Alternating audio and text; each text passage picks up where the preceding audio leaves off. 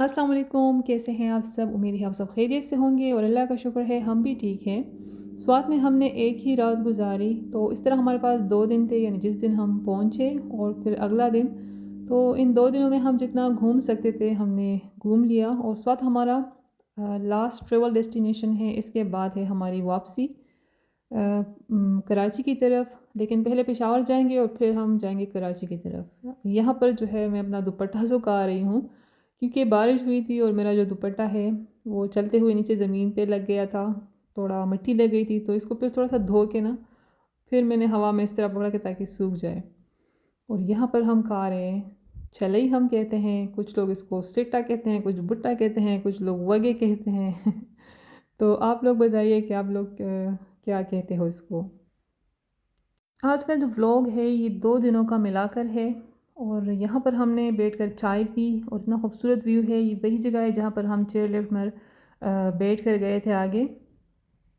तो मलम जबा और पीसी होटल का जो व्लॉग है वो तो मैं शेयर कर चुकी हूँ और ये 2 दिनों का मिलाकर फिर मैं अभी शेयर कर रही हूँ। इतने मज़े की चाय हमने एंजॉय की। यहाँ पर मौसम इंतहाई खूबसूरत, ठंडा, शानदार, क्योंकि जुलाई का महीना था, लेकिन मौसम फिर भी बहुत ही हसीन था।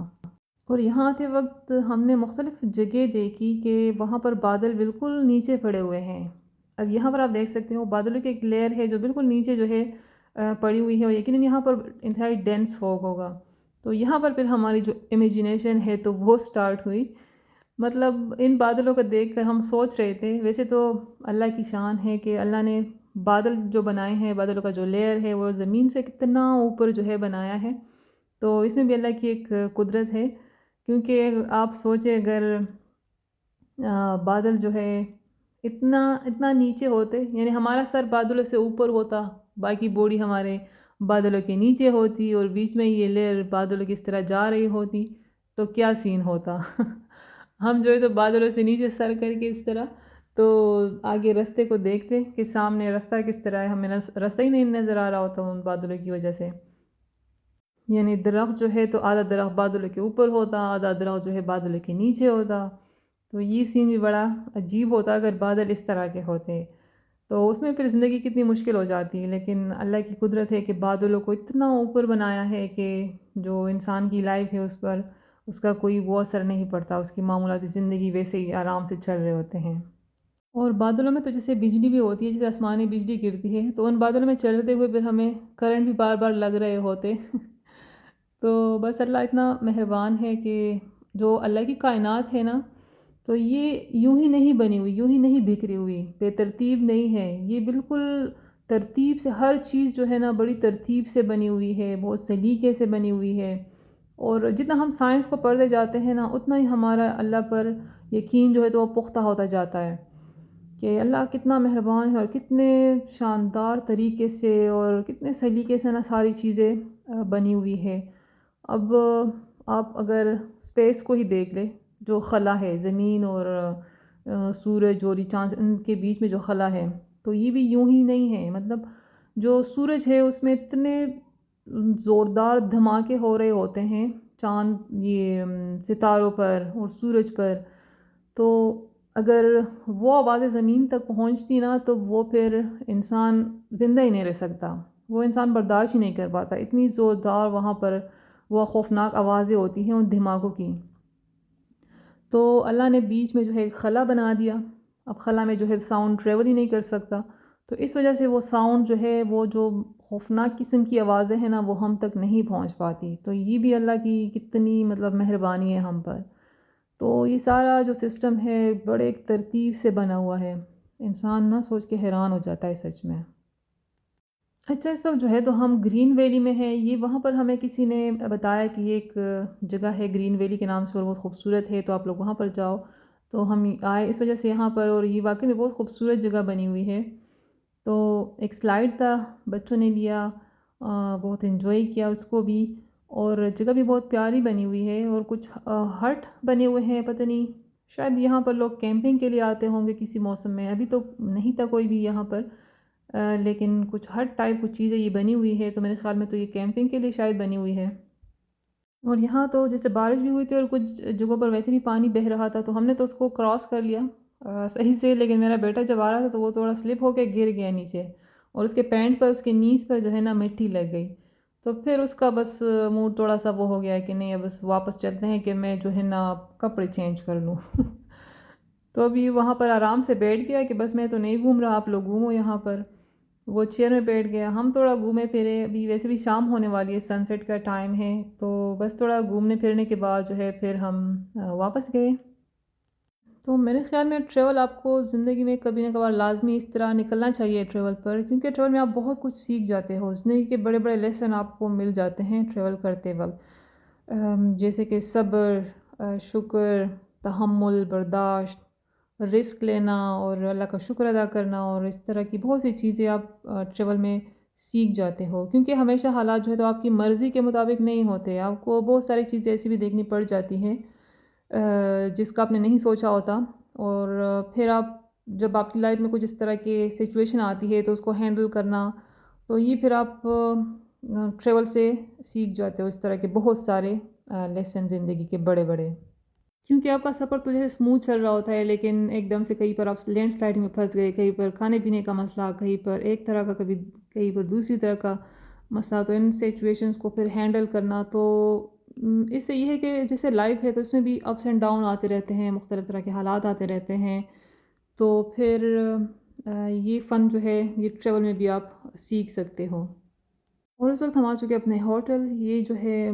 میرے خیال میں مارخور نام تھا اس ہوٹل کا، ابھی مجھے صحیح سے یاد نہیں ہے، تو یہاں پر ہم نے اسٹے کیا ہوا تھا، اور بہت اچھا ہوٹل لگا مجھے، کیونکہ صاف ستھرا تھا اور کافی ریزنیبل، بہت اچھا، مطلب صرف اس کے پر نائٹ کے 6000 تھے، تو اس لحاظ سے بہت اچھا تھا۔ تو یہاں پر ہم نے رات گزاری، ابھی سن سیٹ کا ٹائم ہو رہا ہے، شام ہونے والی ہے، یہاں سے شام کا جو ویو یہ بھی انتہائی شاندار لگ رہا ہے، اور وہ دیکھے بادل ابھی بھی نیچے پڑے ہوئے ہیں، تو ہمیں تو ویسے بادل اتنے اچھے لگتے ہیں جیسے کہ ہم روئی کی طرح محسوس ہوتے ہیں، اور ہمارا دل چاہتا ہے کہ ہم ہاتھوں میں اس کو اس طرح اٹھا لیں تو کتنا اچھا فیل ہوگا، لیکن اگر سوچ لے وہی اس طرح لیئر ان کی نیچے ہی رہتی تو پھر ہم ہاتھوں سے ان کو ادھر ادھر ہٹا رہے ہوتے کہ ہمیں جو ہے نا سامنے رستہ نظر آ جائے۔ اور جیسے میں کرنٹ کی بات کر رہی تھی، تو پھر ہمیں کرنٹ بھی لگتے بار بار اس میں چلتے ہوئے، تو شکر ہے وہ تو نہیں لگتے، لیکن آج کل جیسے سردی کا موسم ہے تو وہ دوسری طرح کا جو شوق ہے نا، جو کرنٹ ہے وہ بار بار لگ رہا ہوتا ہے، اور وہ مجھے انتہائی برا لگتا ہے، اب تو ڈر ڈر کے پھر ہاتھ لگاتے ہیں مختلف چیزوں کو، دروازہ کھولتے وقت نا جیسے ایک دم وہ ٹک کر کے وہ آواز آئے گی، اور بہت بری طرح کا وہ ایک کرنٹ لگتا ہے ہاتھوں پہ، تو وہ مجھے بڑا برا لگتا ہے، اور بہت زیادہ مجھے لگتا ہے وہ یہ سردیوں میں، ابھی جیسے دسمبر کا مہینہ ہے تو ان میں یہ بہت زیادہ ہو جاتا ہے، اسٹیٹک شاک کہتے ہیں اس کو، تو یا تو آپ جیسے کمبل ومبل صحیح کر رہے ہو، بیڈ شیٹ صحیح کر رہے ہو تب، اور کسی بھی چیز کو ہاتھ لگاتے وقت نا وہ ایک دم سے کرنٹ کا ایک جھٹکا سا لگتا ہے، اور بڑا پینفل بھی ہوتا ہے، بڑا برا ہوتا ہے۔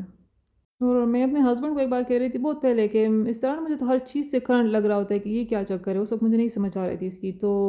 ان کو کبھی لگا نہیں ہوگا تو انہیں سمجھ نہیں آتی کہ پتہ نہیں میں کیا کہہ رہی ہوں، لیکن ایک بار نا میں ان کو وہ جو ہیئر برش ہے وہ میں انہیں پکڑا رہی تھی، تو وہ جیسے انہوں نے پکڑا تو وہ ایک دم سے نا وہ کرنٹ لگ گیا، تو میں نے بھی فوراً سے چھوڑ دیا برش، انہوں نے بھی چھوڑ دیا، کیونکہ وہ تکلیف سی نا آپ کو محسوس ہو جاتی ہے ہاتھ پہ، اور ٹک والی آواز بھی آ جاتی ہے، تو میں نے بھی وہ برش نیچے گر گیا، اس وقت ان کو پہلی بار لگا تھا وہ کرنٹ، تو میں نے کہا یہی تو ہے وہ جو مجھے بار بار لگ رہا ہوتا ہے مختلف چیزوں سے۔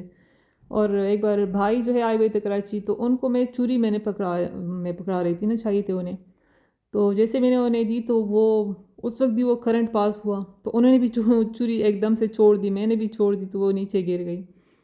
تو اس طرح میرے ساتھ نا کئی بار ہو چکا ہے۔ اور ایک بار تو جیسے وہ بلینکٹ تھا وہ میں فولڈ کر رہی تھی، تو اس وقت وہ تو اتنا برا مجھے لگا، یہ انگلی سے پاس ہوتے ہوئے وہ ٹک کر کے، اور میری جو ایڑی ہے نا یہاں سے وہ کرنٹ نکلا زمین کی طرف، تو یہاں ایڑی پر بھی وہ تکلیف مجھے مطلب فیل ہوئی، اور یہ اپنی انگلی پر بھی، تو فوراً سے میں نے وہ کمبل چھوڑ دیا، مطلب بہت برا سا، تو اصل میں یہ ڈرائنس کی وجہ سے ہوتا ہے، اب تو میں نے یہ سیکھ لیا کہ جب بھی کوئی بیڈ شیٹ وغیرہ چینج کرنے یا فولڈ کرنا ہو تو پہلے میں جو ہے لوشن لگا لیتی ہوں ہاتھوں پر،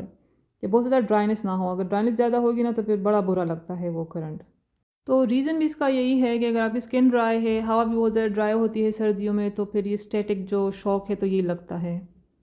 یہ میرے بھائی نے پھر بتایا کہ اس طرح مطلب ہائیڈریٹڈ رکھو، موئسچرائزنگ وغیرہ جو کریم ہے یہ لگایا کرو تاکہ بہت زیادہ ڈرائی نہ ہو اسکن، تو پھر اس طرح نہیں لگے گا، اور پھر واقعی میں اب اتنا نہیں لگتا۔ اچھا، اس وقت جو ہے تو ہم آ چکے ہیں وائٹ پیلس، سفید محل بھی کہتے ہیں اس کو، تو ہم تو دیکھ چکے ہوئے ہیں، میرے ہسبینڈ نے بھی دیکھا تھا، میں نے بھی بہت پہلے ہم آ چکے تھے یہاں پر، لیکن یہ ہے کہ ہم نے کہا چلو بچے بھی دیکھ لیں گے، کیونکہ یہ بھی ایک جگہ ہے سوات میں جس کو لوگ آتے ہیں دیکھنے کے لیے، تو اس لیے ہم آئے پھر یہاں پر تھوڑی دیر ہم یہاں پر گھومے پھرے۔ تو ویسے تو سوات بہت بڑا علاقہ ہے، بہت ساری جگہ ہیں یہاں پر دیکھنے کی، لیکن ہمارے پاس تو اتنا ٹائم نہیں تھا، تو جتنا ہم دیکھ سکتے تھے ہم نے بس اتنا دیکھا۔ اس کے علاوہ ہمارا کالام کی طرف تھا پلین کہ ہم جائیں گے وہاں، لیکن یہ ہے کہ پھر پتہ چلا کہ روڈ کچھ اچھی کنڈیشن میں نہیں ہے، خراب ہے، تو پھر اس وجہ سے وہ ہم نے کینسل کر دیا، ہم نہیں گئے وہاں پر۔ اور جس دن ہم یہاں پر آئے اس دن کافی زیادہ رش تھا، بہت سارے لوگ جو ہے آئے ہوئے تھے، تو یہ مختلف موسم میں شاید پھر مختلف طرح کے وہ ہوگا، کسی موسم میں زیادہ رش ہوتا ہے، کسی موسم میں تھوڑا کم رش ہوتا ہے، تو اس وقت تو کافی زیادہ لوگ تھے۔